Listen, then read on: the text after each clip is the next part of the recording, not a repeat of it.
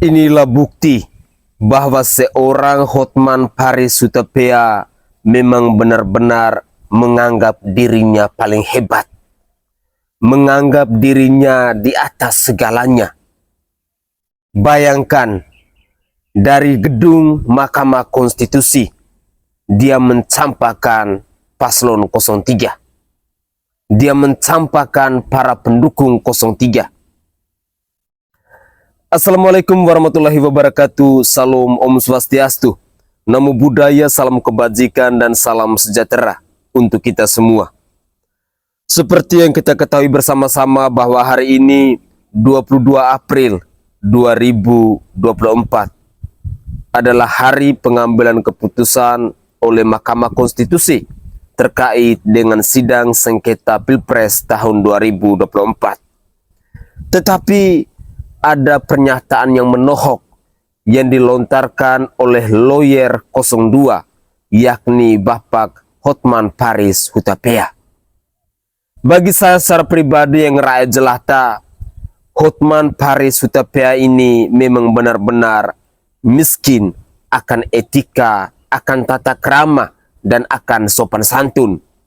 Dan perlu Pak Hotman Paris ketahui bahwa gedung Mahkamah Konstitusi itu adalah gedung miliknya rakyat Indonesia. Bukan miliknya 02, bukan miliknya Anda, ataupun miliknya pendukung dari Bapak Prabowo Subianto dan Gibran Raka Buming Raka. Itu yang perlu Anda camkan. Jujur, saya adalah pribadi yang selama ini sangat mengagumi dengan Anda. Tetapi ketika melihat tingkah laku Anda, semakin hari saya semakin muak dan semakin jijik dengan perilaku Anda yang selalu menunjukkan sikap kesombongan Anda, yang selalu menunjukkan sikap keangkuhan Anda. Sangat disayangkan, seorang public figure seperti Hotman Paris Hutapea ternyata punya sikap yang benar-benar tidak mampu untuk mengedukasi orang lain.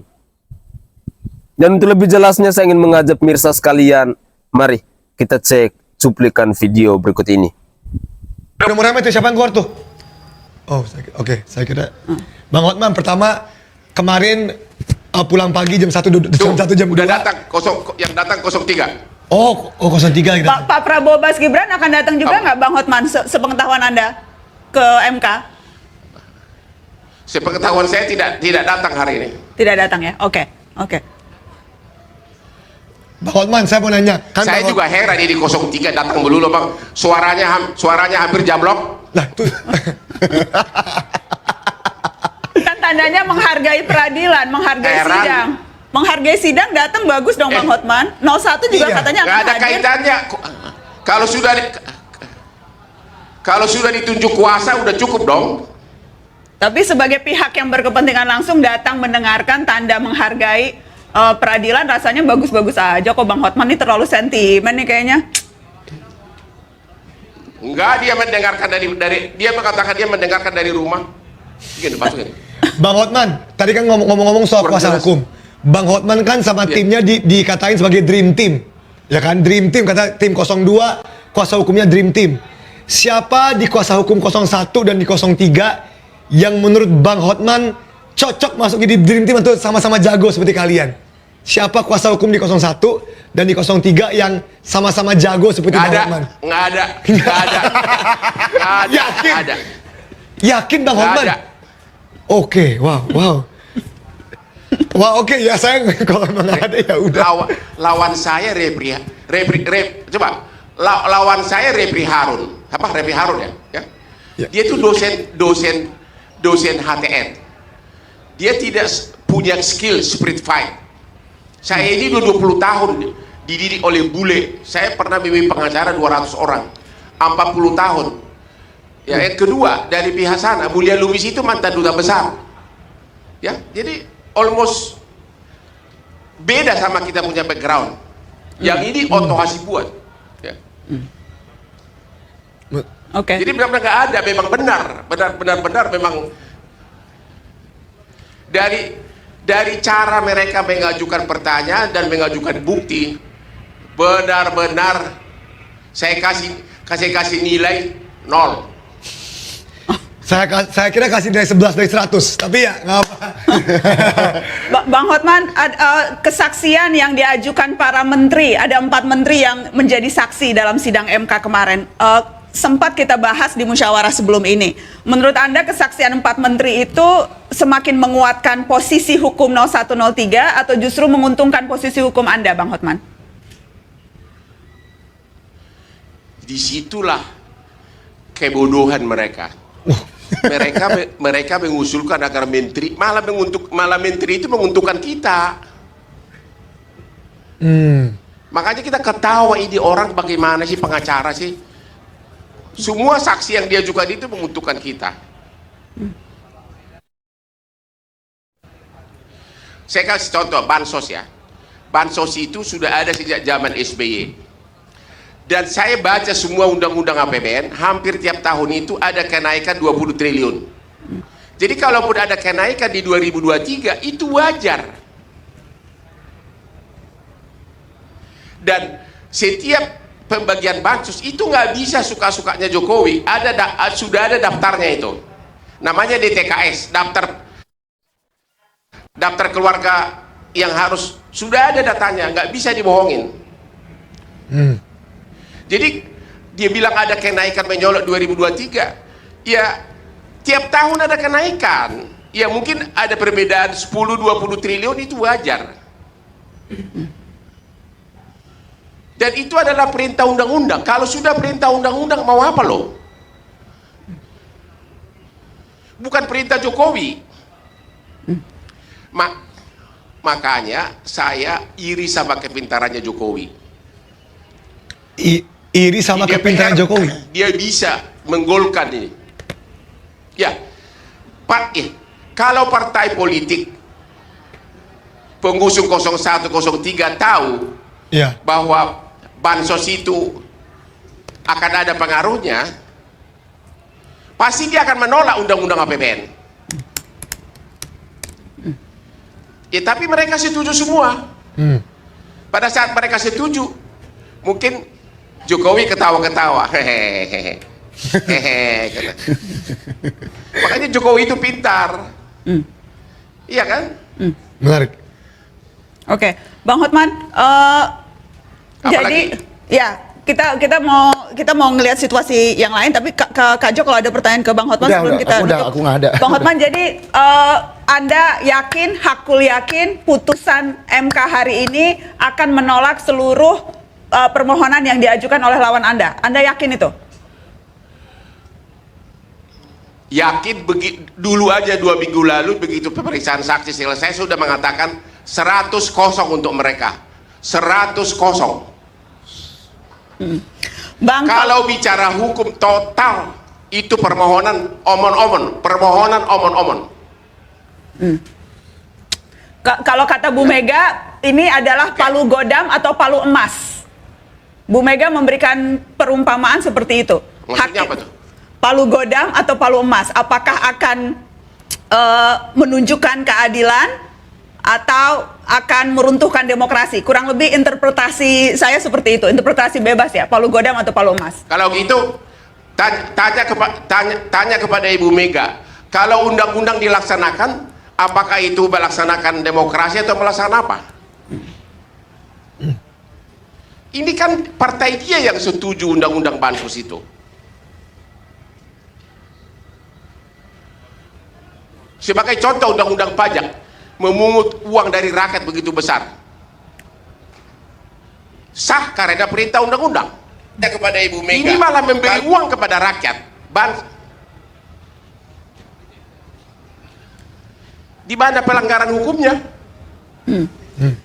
Jadi kalaupun misalnya ini hasil, Terus silakan lanjutkan Bang, gimana? Semua surat-surat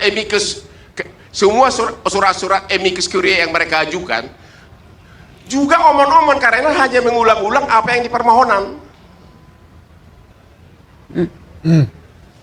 Mereka salah mengajukan bukti, tidak mengajukan bukti sama sekali. Yang diajukan psikolog.